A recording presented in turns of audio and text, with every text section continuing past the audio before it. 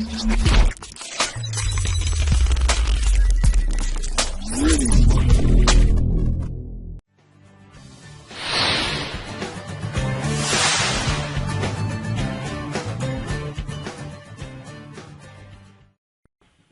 दोस्तों, मैं हूं अपूर्व और ये हमारा नेक्स्ट ट्यूटोरियल। और इस ट्यूटोरियल में हम सीखेंगे about classes. Classes single handedly एक बहुत ही इंपॉर्टेंट टॉपिक है सी प्लस प्लस का।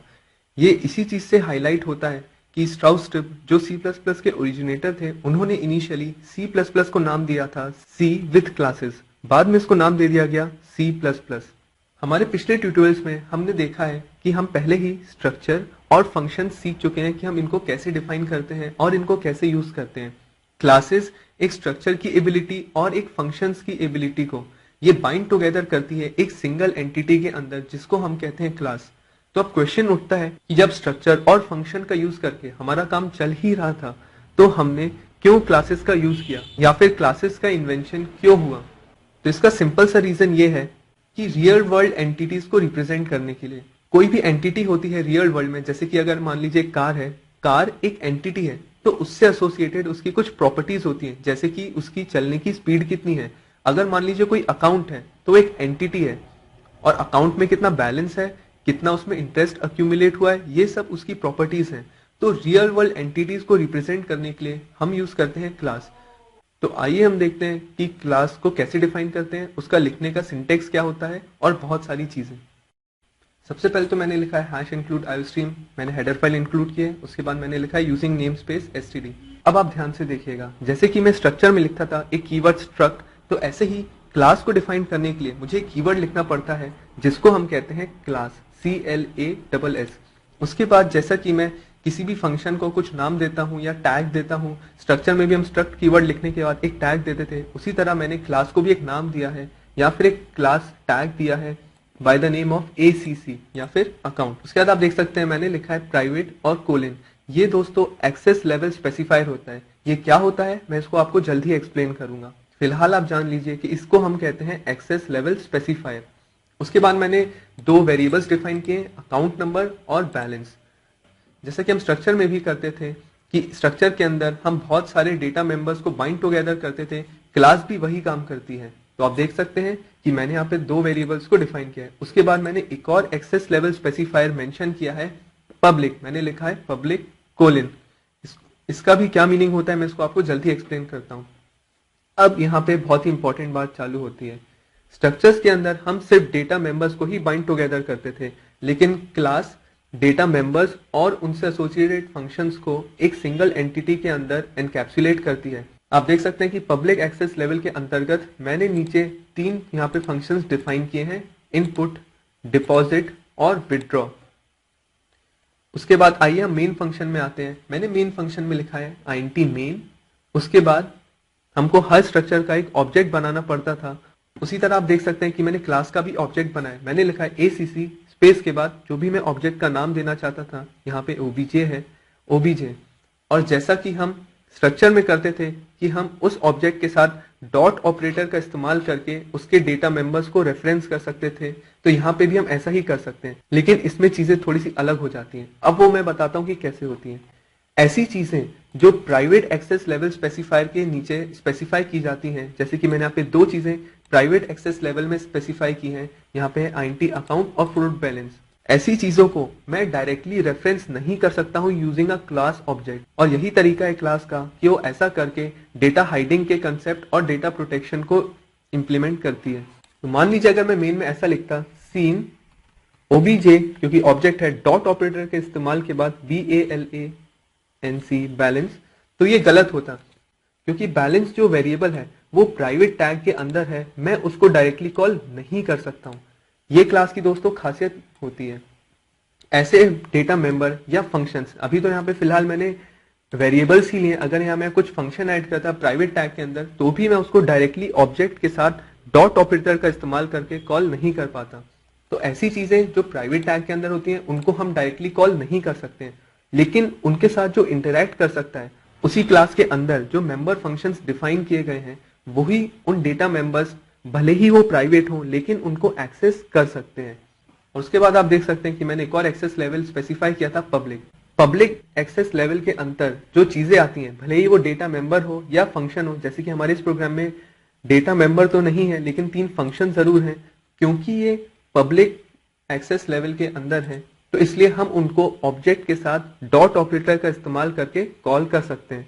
तो आप देख सकते हैं कि मैंने मेन फंक्शन में लिखा है obj डॉट इनपुट। तो इस तरह से आप देख सकते हैं कि मैं इनपुट नाम के फंक्शन को कॉल कर सकता हूं। इनपुट नाम का फंक्शन आप देख सकते हैं कि मैंने इसलिए कंस्ट्रक्ट किया है क्योंकि अकाउंट नंबर और बैलेंस ये दोनों प्राइवेट डेटा मेंबर थे और मैं इनको डायरेक्टली एक्सेस नहीं कर सकता था, और मैंने इनको प्राइवेट इसलिए बनाया है ताकि ये सेफ रहे, इनकी वैल्यू कोई डायरेक्टली रेफरेंस करके चेंज नहीं कर पाए, तो इसलिए मैंने इनको बनाया था प्राइवेट। लेकिन अब मुझे वैल्यू तो इनमें इनपुट करानी ही है और मुझे ये पता है कि हर क्लास का जो मेंबर फंक्शन है वो अपने प्राइवेट डेटा मेंबर से इंटरैक्ट कर सकता है। तो इसलिए मैंने इनपुट जो फंक्शन है उसको मैंने प्राइवेट ना बनाते हुए पब्लिक बनाया है ताकि मैं ऑब्जेक्ट के साथ डॉट ऑपरेटर का इस्तेमाल करके उसको कॉल कर सकूं। और आप देख सकते हैं कि अगर हम इनपुट फंक्शन की कोडिंग देखें तो ये directly simply seen account number ऐसा लिख के हम डायरेक्टली ही इसमें हम वैल्यूज इनपुट करा सकते हैं। उसी तरह आप देख सकते हैं कि मैंने 2 फंक्शन और पब्लिक डिफाइन किए क्योंकि मैं उनको कॉल करना चाहता हूं, मैं चाहता हूं कि मैं उनको एक्सेस कर पाऊं, इसलिए डिपॉजिट और विड्रॉ नाम के जो 2 फंक्शन है मैंने उनको पब्लिक एक्सेस लेवल के अंतर्गत डिफाइन किया है। और आप देख सकते हैं कि डिपॉजिट की डेफिनेशन कुछ इस तरह की है, इसका रिटर्न टाइप है फ्लोट, मतलब कि ये कुछ एक फ्लोट वैल्यू को रिटर्न करेगा और ये एक आर्ग्यूमेंट भी एज अ पैरामीटर एक्सेप्ट कर रहा है। तो आप देख सकते हैं कि मैंने मेन में कोडिंग की है। सबसे पहले तो मैंने ऑब्जेक्ट इनपुट को कॉल किया है ताकि अकाउंट नंबर और बैलेंस की कुछ वैल्यूज को हम सेट कर सकें या फिर उनको इनपुट दे सकें। उसके बाद मैंने एक वेरिएबल लिया है BAL, बैलेंस नाम का आप सोच सकते हैं इसको, और उसके बाद मैंने फिर से डॉट ऑपरेटर के इस्तेमाल के साथ obj डॉट डिपॉजिट को कॉल किया है क्योंकि डिपॉजिट अगेन आप देखें ये पब्लिक एक्सेस लेवल के अंतर्गत डिफाइंड था, इसलिए मैं इसे डायरेक्टली कॉल कर सकता हूं। और मैंने उसको एक value as a parameter pass की है 1000। तो ये जो 1000 वैल्यू है ये अमाउंट नाम के वेरिएबल में स्टोर हो जाएगी और जो हमारा बैलेंस रहेगा उसमें वो उस वैल्यू को ऐड करके रिटर्न कर देगी। सिमिलरली आप देख सकते हैं विड्रॉ नाम का फंक्शन है, विड्रॉ में भी मान लीजिए मैंने 1000 value as a parameter pass की है, वो उसको अमाउंट में अगेन स्टोर करेगी और वो बैलेंस में से उस वैल्यू को सब्सट्रैक्ट करके रिटर्न कर देगी। और जो भी ये वैल्यू विड्रॉ और डिपॉजिट नाम के फंक्शन रिटर्न करेंगे ये बैलेंस नाम के वेरिएबल या फिर BAL नाम के वेरिएबल में आके स्टोर हो जाएगी और हम उसको बाद में आउटपुट करवा सकते हैं, जैसे कि मैंने इन 2 लाइनों में किया है, see out the balance now is और फिर BAL की वैल्यू, और सिमिलरली विड्रॉ करने के बाद भी बैलेंस की वैल्यू को मैंने आउटपुट करवाया है। तो आइए हम इसको एग्जीक्यूट करके देखते हैं। सबसे पहली लाइन आई है please enter your account number. ये इस ऑब्जेक्ट के थ्रू जो हमने इनपुट फंक्शन कॉल किया था इसके कारण आई है, क्योंकि इनपुट पब्लिक था इसलिए हम उसको कॉल कर सकते थे ऑब्जेक्ट के साथ डॉट ऑपरेटर का इस्तेमाल करके, इसलिए यहाँ पे जो लाइनें थी वो एग्जीक्यूट हुई एक के बाद एक सीक्वेंशियली। आप देख सकते हैं please enter your account number, मैं डालता हूँ मान लीजिए अकाउंट नंबर 1, उसके बाद वो मुझसे पूछता है प्लीज एंटर बैलेंस, तो मैं डालता हूँ मान लीजिए 5000। अब जैसे ही मैं एंटर प्रेस करूंगा तो इसके बाद क्या होगा कि ये वाली जो लाइनें हैं ये सीक्वेंशियली एक के बाद एक एग्जीक्यूट होंगी। सबसे पहले मैंने फंक्शन कॉल किया इनपुट, उसके बाद अपने आप, क्योंकि C++ में लाइन सीक्वेंशियली एक के बाद एक एग्जीक्यूट होती हैं, तो डिपॉजिट नाम का जो फंक्शन है वो कॉल होगा और डिपॉजिट नाम का फंक्शन जो है वो बैलेंस जो कि मैंने यहाँ पे 5000 एंटर करने वाला हूँ उसमें उस 1000 वैल्यू को ऐड करेगा और फिर उस वैल्यू को रिटर्न करेगा जो कि हो जाएगी 6000, और यहाँ पे हम उस वैल्यू को आउटपुट करवा पाएंगे। उसी तरह अगेन क्योंकि C++ में लाइनें सीक्वेंशियली एग्जीक्यूट होती हैं तो फिर से विड्रॉ नाम का फंक्शन कॉल होगा और 1000 वैल्यू जो है वो इसमें आके अमाउंट नाम के वेरिएबल में आके स्टोर होगी और बैलेंस जो कि उसकी वैल्यू हो चुकी होगी 6000 क्योंकि हमने डिपॉजिट कर चुके होंगे 1000, तो 5000 प्लस 1000 इज 6000 और 6000 में से अगेन वो 1000 वैल्यू को माइनस करेगा तो फिर से जो हमारा बैलेंस है वो 5000 हो जाएगा और हमारे पास आउटपुट अगेन 5000 आ जाएगा। तो आइए हम इसको एंटर प्रेस करते हैं और आप देख सकते हैं द बैलेंस नाउ इज 6000 क्योंकि डिपॉजिट फंक्शन कॉल हुआ था, उसने 1000 से इसकी वैल्यू को इंक्रीमेंट किया था, उसके बाद सीक्वेंशियली विड्रॉ फंक्शन कॉल हुआ था और उसने 1000 वैल्यू को सब्सट्रैक्ट करके हमें आउटपुट 5000 दिया। तो इस तरह से आपने देखा कि एक क्लास कैसे काम करती है। मैं इसको जल्दी से आपको समराइज करवा देता हूँ।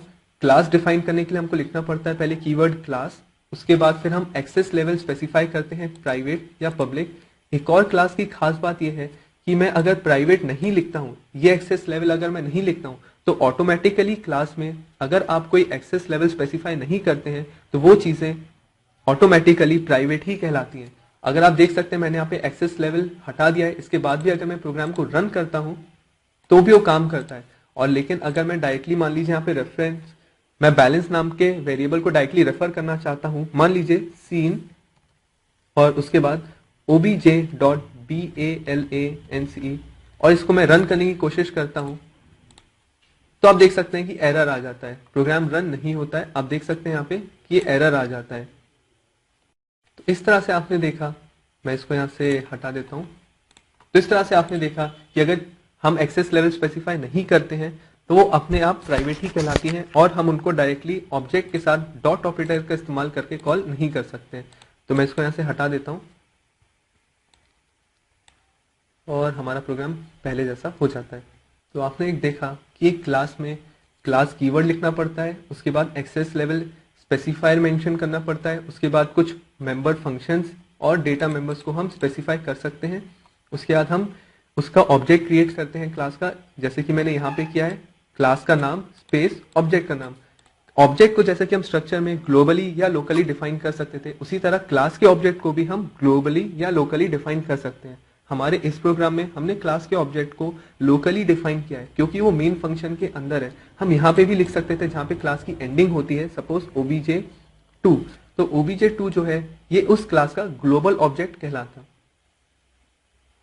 उसी तरह हमारे अगले ट्यूटोरियल में हम सीखेंगे कि क्लास के जो मेथड्स हैं, ये जो क्लास के मेथड्स हैं इनपुट, डिपॉजिट और विदड्रॉ, इनको भी हम दो प्रकार से डिफाइन कर सकते हैं। इनको भी हम दो तरीके से डिफाइन कर सकते हैं।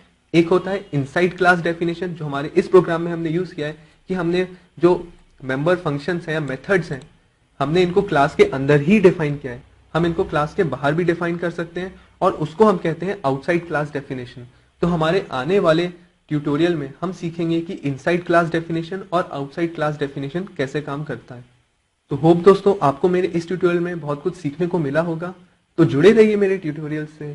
Thanks a lot.